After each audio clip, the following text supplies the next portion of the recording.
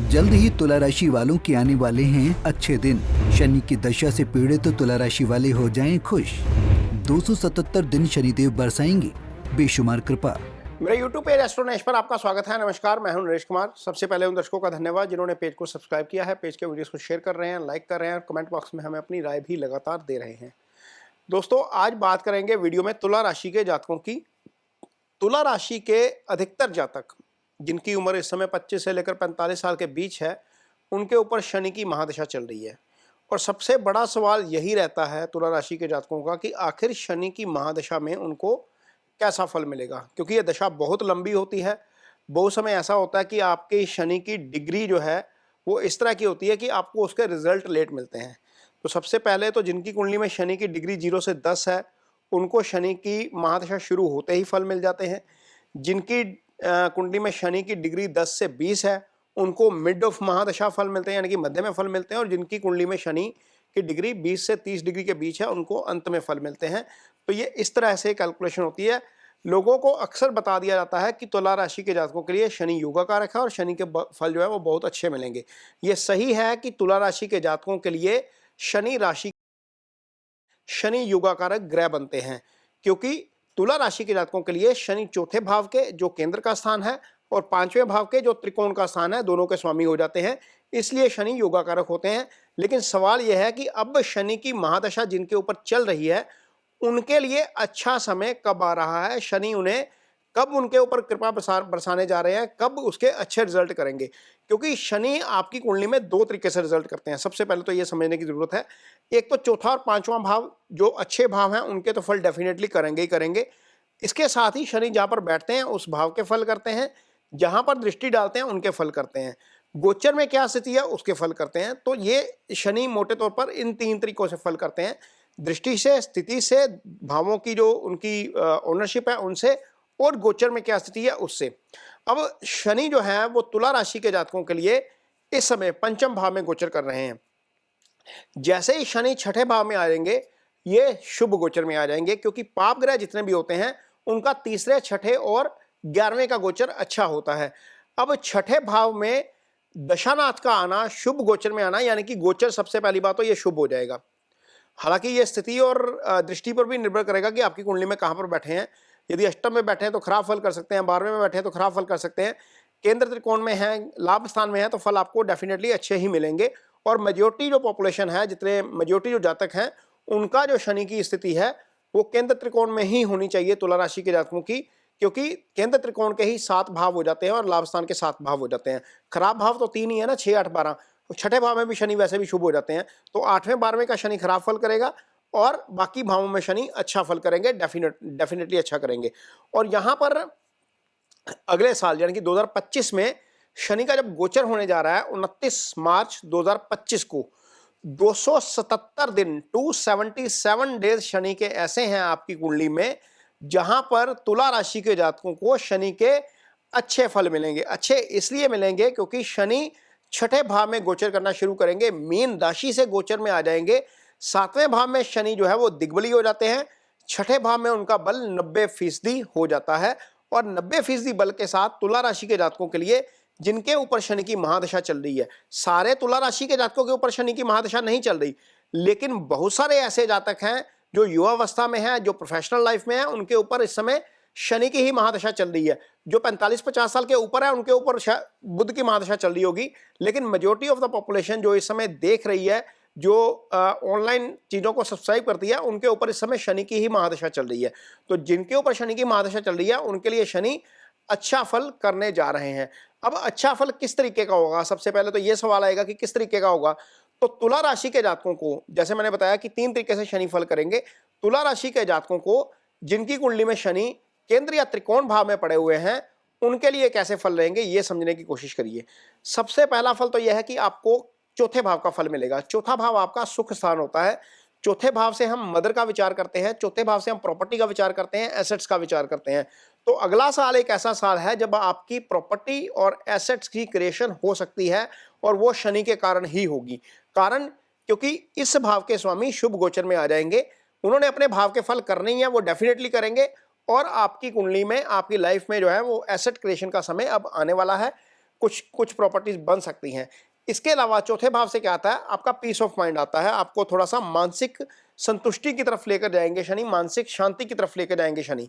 इसके अलावा मदर की हेल्थ को लेकर यदि कोई समस्या रहती है तो वहां पर भी आपको डेफिनेटली शनि के अब अच्छे फल मिलने का समय आ गया है। और 277 दिन, ये 277 डेज जो हमने लिखे हुए हैं वीडियो में, वो डेफिनेटली शनि आपको उसका अच्छा फल जरूर करेंगे। अब अगला जो फल है शनि को करना है तुला राशि के जातकों के लिए, वो उन्होंने करना है पंचम स्थान का। पंचम स्थान क्या होता है, बुद्धि विवेक का भाव होता है। पंचम स्थान को सुत भाव कहा जाता है, संतान यहीं से देखी जाती है। पंचम भाव आपका इजी गेन होता है, पैसे की भी यहां से हम बात करते हैं पंचम से, हायर एजुकेशन की बात पंचम से होती है। तो शनि की मूल त्रिकोण राशि तुला जो कुंभ है, वो यहां पर तुला राशि के जातकों के लिए पंचम भाव में आती है। तो पंचम भाव के फल करेंगे। जिनका रिश्ता नहीं हुआ है तुला राशि के जातक, उनका रिश्ता अगले साल होगा डेफिनेटली। जिनके घर में संतान की दरकार है, जो संतान की वेट कर रहे हैं, अपने घर में नए फैमिली मेंबर की वेट कर रहे हैं, उनकी वहां पर फैमिली मेंबर आएगा। दूसरी बात, ये इसलिए भी आएगा क्योंकि जो तुला राशि के जातक हैं उनके लिए गुरु का गोचर 9th हाउस में शुरू हो जाएगा। 9th हाउस से गुरु पंचम को एक्टिव करेंगे, शनि वैसे ही ऑलरेडी एक्टिव हो जाएंगे। तो शनि एक्टिव होने का, गुरु एक्टिव होने का जो फल है वो संतान के एस्पेक्ट से भी आपको अच्छा मिलेगा। यदि आपकी संतान ऑलरेडी है तो संतान के पक्ष से आपको अच्छी खबर आएगी। इजी गेन्स आपको लाइफ में मिल सकते हैं। कोई भी फैसला आप करेंगे उसमें आप पूरा बुद्धि विवेक का इस्तेमाल करके करेंगे, और किसी भी तरह की हफड़ा दफड़ी में यानी कि जल्दबाजी में कोई भी फैसला आप नहीं करेंगे। उससे डेफिनेटली आपके जो फल हैं, जो आप कर्म करेंगे, कोई भी काम करेंगे, उसके फल आपको थोड़े से बेटर मिलते हुए नजर आएंगे। ये आपको देखने को मिलेगा। ये जो कुंडली आप लगी हुई देख रहे हैं तुला राशि के जातकों की, इस चार्ट में आप समझिए कि किस तरीके से शनि फल करेंगे। यहां पर शनि आपके छठे भाव में आ जाएंगे। जैसे ही वो छठे भाव में आएंगे, उनकी तीसरी दृष्टि जाएगी अष्टम भाव के ऊपर। अष्टम भाव आपका सडन लॉस, सडन प्रॉफिट का भाव होता है, रिसर्च का भाव होता है। इसका मतलब यह है कि तुला राशि के जो जातक, जिनका काम रिसर्च से जुड़ा हुआ है, जिनका काम सीक्रेसी से जुड़ा हुआ है, जो सीक्रेट तरह के काम करते हैं, बहुत सारे लोग हैं जो सीक्रेट तरह के काम में करते हैं, जो जासूसी का काम करते हैं खासतौर पर, वो सारा काम 8th हाउस से आता है। जो रिसर्च से जुड़ा हुआ काम करते हैं, चाहे वो मेडिकल की रिसर्च हो, चाहे वो साइंस की रिसर्च हो, किसी भी विषय के ऊपर जहां पर डीप एनालिसिस की जरूरत होती है, स्टॉक मार्केट में बहुत रिसर्च की जरूरत होती है, वो सारा काम आपका 8th हाउस से आता है। वहां पर डेफिनेटली उसके अच्छे फल मिलेंगे। इसके अलावा शनि आपको विदेश यात्रा भी करवाएंगे। तुला राशि के जातकों के लिए अगला साल विदेश यात्रा का भी जो है वो साल बन रहा है, क्योंकि ये शनि जो है वो शुभ गोचर में है और वहां पर आपको उसके अच्छे फल डेफिनेटली मिलेंगे। साथ ही वो 12th हाउस को भी एक्टिव करेंगे। 12th हाउस के ऊपर शनि की दृष्टि रहेगी। इसका मतलब यह है कि वहां पर आपको उसके अच्छे फल डेफिनेटली मिल सकते हैं। ये गोचर में आपको बहुत अच्छा जो है वो शनि फल करेंगे। यहां पर आप देख सकते हैं कि शनि जब छठे भाव में बैठे हैं तो 10वीं दृष्टि आप कुंडली में आपकी वो तीसरे भाव के ऊपर जा रही है। तो भाइयों का सहयोग आपको डेफिनेटली मिलेगा। यदि आपके छोटे भाई हैं, सिबलिंग्स हैं, तो वहां पर आपको उसका उनका सहयोग मिलता हुआ नजर आएगा। इसके अलावा यदि भाई के साथ कोई अंडरस्टैंडिंग में दिक्कत आ रही है, कोई मिसअंडरस्टैंडिंग हो रही है, वहां पर भी देखेंगे कि चीजें थोड़ी सी बेटर होती हुई नजर आएंगी। इसके साथ ही चूंकि तीसरा भाव पराक्रम का भाव होता है, कोई भी आप काम करेंगे बुद्धि विवेक के साथ करेंगे, पूरे पराक्रम के साथ करेंगे, उसका रिजल्ट आपको डेफिनेटली अच्छा मिलेगा। छठा भाव रोग ऋण शत्रु का भाव होता है। यहां पर शनि की स्थिति का मतलब यह है कि यदि आपके ऊपर कोई कोर्ट केस है तो वहां पर भी आपको राहत मिलती हुई नजर आएगी। कोर्ट के केसेस आपके फेवर में आते हुए नजर आएंगे। जो लोग कंपटीशन एग्जाम में देना जाना चाहते हैं, छठे भाव से हम कंपटीशन का विचार करते हैं, वहां पर भी आपको उसके तुला राशि के जातकों को अच्छे फल डेफिनेटली जरूर मिलेंगे, क्योंकि यहां पर शनि छठे भाव के फल भी आपको अच्छे करके जाएंगे।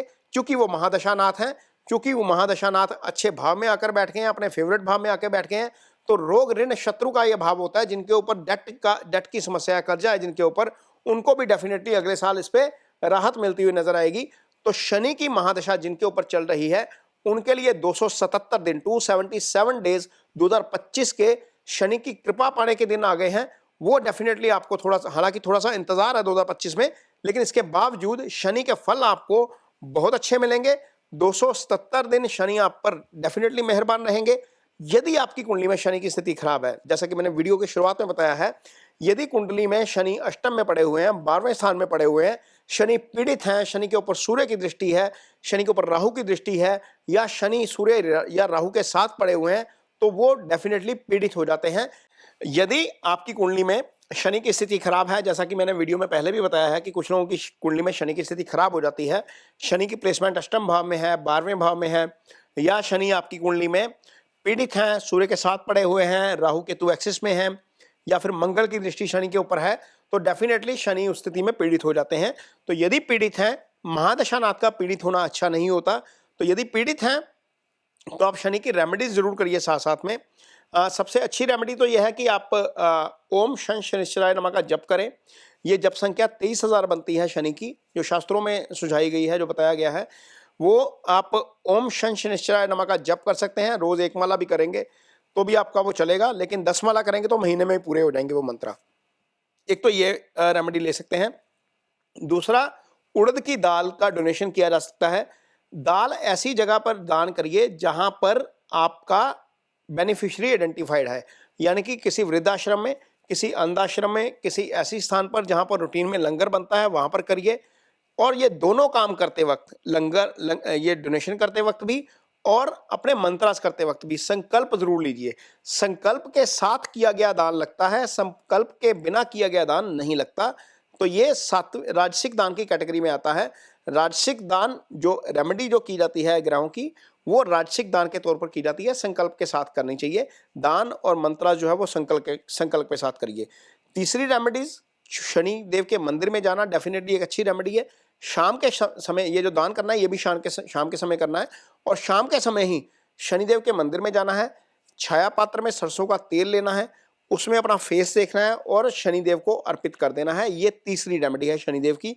चौथी रेमेडी है, यदि आपका शनि खराब है तो कोशिश करिए कि स्टोन धारण कर सकते हैं, नीलम धारण कर सकते हैं। शनि तुला राशि के जातकों के लिए अच्छे ग्रह हैं और इनका स्टोन धारण किया जा सकता है, लेकिन ये जरूर ध्यान रखिएगा कि शनि 6ठे 8वें 12वें में ना हो। यदि 6ठे 8वें 12वें में है तो स्टोन धारण मत करिए, ये रिकमेंडेड नहीं है।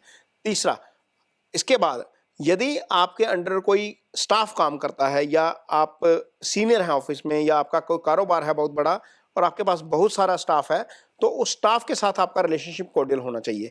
यदि आप स्टाफ के साथ कॉर्डियल रिलेशनशिप में नहीं रहते तो शनि मासिस का कारक होता है। मासिस के साथ आपका संबंध खराब होना आपके शनि की स्थिति को खराब करता है। ये आपके बिहेवियर पे डिपेंड करता है। ये बिहेवियर आपको डेफिनेटली चेंज करना चाहिए यदि शनि के आपको अच्छे रिजल्ट चाहिए। तो ये 3-4 रेमेडीज हैं शनि की, जो डेफिनेटली कोई भी इनमें से कोई भी की जा सकती है। जो आपको इजी लगती है वो आप कर सकते हैं। यदि शनि की स्थिति आपकी कुंडली में खराब है तो ये रेमेडीज आपको जरूर करनी चाहिए। ये वीडियो आपको कैसा लगा, इस पर कमेंट बॉक्स में अपनी राय जरूर दीजिए। यदि ये वीडियो अच्छा लगे तो उसे शेयर जरूर करिए, पेज को सब्सक्राइब जरूर करिए। इसके साथ ही मुझे दीजिए इजाजत। नमस्कार।